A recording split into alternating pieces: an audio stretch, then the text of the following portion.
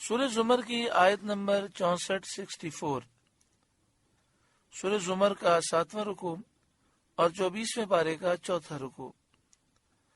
اللہ رب العالمین نے ارشاد فرمایا، قل اے محبوب آپ فرمائیے، افغیر اللہ تأمرونی اعبد ایھا الجاہلون، تو کیا اللہ کے سوا دوسرے کے پوجنے کو مجھ سے کہتے ہو اے جاہلو؟ یعنی اے محبوب، اے مصطفیٰ کریم صلی اللہ علیہ وسلم، ان کفار قریش سے جو آپ کو اپنے دین یعنی بت پرستی کی طرف بلاتے ہیں، آپ ان سے فرمائیے کہ اللہ کے سوا دوسرے جھوٹے معبود کی پوجا کرنے کا تم مجھے کہتے ہو ایھا الجاہلون، اے جاہلوں۔ جاہل اس واسطے فرمایا کہ انہیں اتنا بھی معلوم نہیں کہ اللہ کے سوا اور کوئی عبادت کا مستحق نہیں، حالانکہ اس پر واضح دلیلیں موجود ہیں کہ اللہ کے سوا کوئی عبادت کا مستحق نہیں، اور وہ آپ سے ہی کہتے ہیں کہ بتوں کی پوجا کرو۔ لوگ اکثر یہ جملہ کہتے ہیں کہ سخت جملہ نہیں کہنا چاہیے، کافر کو بھی کافر نہیں کہنا چاہیے، کچھ نہیں کہنا چاہیے۔ اب دیکھیں یہاں پر ایھا الجاہلون فرمایا، کافروں سے فرمایا اے جاہلوں۔ تو قرآن مجید فرقان حمید کا جو اسلوب ہے، اس اسلوب کا جو نور ہے، وہ نور یہ ہے کہ اسلام میں ہم پختہ ہو جائیں، اور ہمیں اس بات پر مکمل اعتماد ہونا چاہیے کہ ہم بالکل حق پر ہیں، اور باقی جتنے مذاہب ہیں سب باطل ہیں۔ آگے شاد فرمایا وَلَقَدْ أُوحِيَ إِلَيْكَ وَإِلَى الَّذِينَ مِن قَبْلِكَ، اور بے شک وحی کی گئی تمہاری طرف اور تم سے اگلوں کی طرف، لَإِنْ أَشْرَكْتَ لَيَحْبَطَنَّ عَمَلُكَ، کہ اے سننے والے اگر تو نے اللہ کا شریک کیا تو ضرور تیرا سب کیا دھرا اکارت جائے گا، یعنی اللہ کے سوا کسی اور کی پوجا کی تو تیرے سارے اعمال برباد ہو جائیں گے۔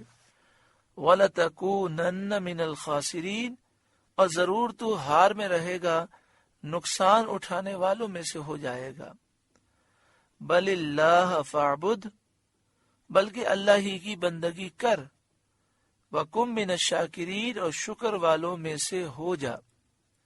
جو نعمتیں اللہ تعالیٰ نے تجھ کو عطا فرمائی ہیں تو اللہ کی عبادت کر کے اس کا شکر ادا کر۔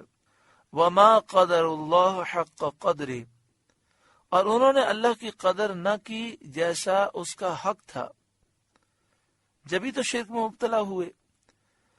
اگر اللہ تعالیٰ کی عظمت سے واقف ہوتے اور اس کا مرتبہ پہچانتے تو ایسا کیوں کرتے؟ اس کے بعد اللہ تعالیٰ کے عظمت و جلال کا بیان ہے، وَالْأَرْضُ جَمِيعًا قَبْضَتُهُ يَوْمَ الْقِيَامَةِ، اور وہ قیامت کے دن سب زمینوں کو سمیٹ دے گا، وَالسَّمَاوَاتُ مَطْوِيَّاتٌ بِيَمِينِهِ، اور اس کی قدرت سے سب آسمان لپیٹ دیے جائیں گے۔ بخاری و مسلم شریف میں ہے، حضرت عبداللہ بن عمر رضی اللہ تعالی عنہما سے مروی ہے، رسول کریم صلی اللہ علیہ وسلم نے فرمایا، قیامت کے دن اللہ تعالی آسمانوں کو لپیٹ کر اپنے دست قدرت میں لے گا، پھر فرمائے گا میں ہوں بادشاہ، کہاں ہے جبار، کہاں ہے متکبر، ملک اور حکومت کے دعوے دار کہاں ہیں؟ پھر زمینوں کو لپیٹ کر اپنے دوسرے دست مبارک میں لے گا، یہی فرمائے گا، پھر فرمائے گا میں ہوں بادشاہ، کہاں ہے زمین کے بادشاہ؟ سبحانہ وتعالی عما یشرکون، اور ان کے شرک سے اللہ پاک اور برتر ہے۔ وَنُفِخَ فِي الصُّورِ، اور سور پھونکا جائے گا، فَصَعِقَ مَنْ فِي السَّمَاوَاتِ وَمَنْ فِي الْأَرْضِ، تو بے ہوش ہو جائیں گے جتنے آسمانوں میں ہیں اور جتنے زمین میں ہیں، إِلَّا مَنْ شَاءَ اللَّهُ، مگر جسے اللہ چاہے۔ یہ پہلے سور کا ذکر ہے۔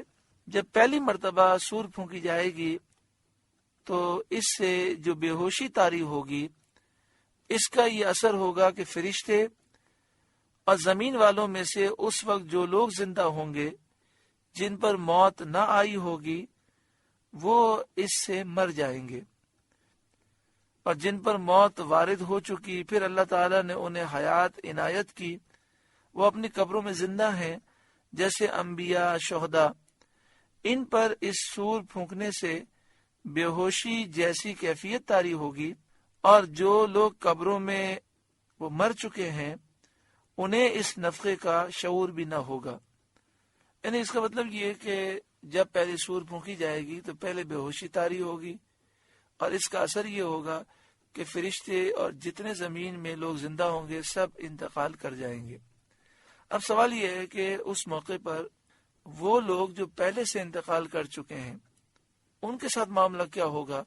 تو فرمایا کہ وہاں دو صورتیں ہیں، ایک تو انبیاء اور شہداء ہیں کہ جنہیں موت کے بعد اللہ تعالیٰ نے زندگی عطا فرمائی، تو اس سور کا ان پر اثر یہ ہوگا کہ بے ہوشی جیسی کیفیت ہوگی۔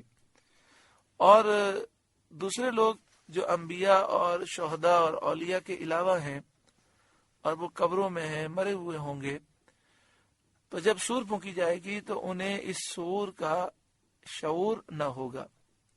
الا من شاء اللہ، فرمایا جب سور پھونکا جائے گا تو آسمان و زمین میں جتنے ہیں سب بے ہوش ہو جائیں گے، مگر جسے اللہ چاہے وہ بے ہوش نہیں ہوگا۔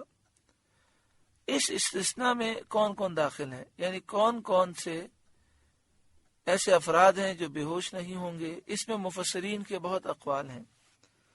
حضرت عبداللہ بن عباس رضی اللہ تعالی عنہما نے فرمایا کہ تمام آسمان و زمین والے مر جائیں گے سوائے جبرائیل، میکائیل، اسرافیل اور ملک الموت حضرت اسرائیل۔ یہ چار فرشتے یہ بے ہوش نہیں ہوں گے، ان کی موت سور پھونکنے سے نہیں ہوگی۔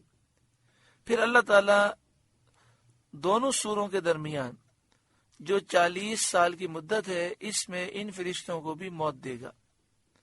دوسرا قول یہ ہے کہ اس میں مستثنا شہداء ہیں جن کے لیے قرآن مجید فقان حمید میں ارشاد ہے بل احیاء، بلکہ وہ زندہ ہیں۔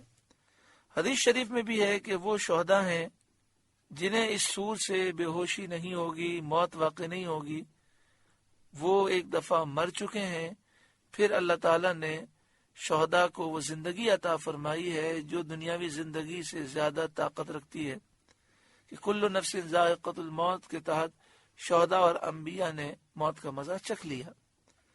حدیث شریف میں بھی ہے کہ وہ شہداء ہیں جو تلواریں حمائل کیے عرش کے گرد حاضر ہوں گے۔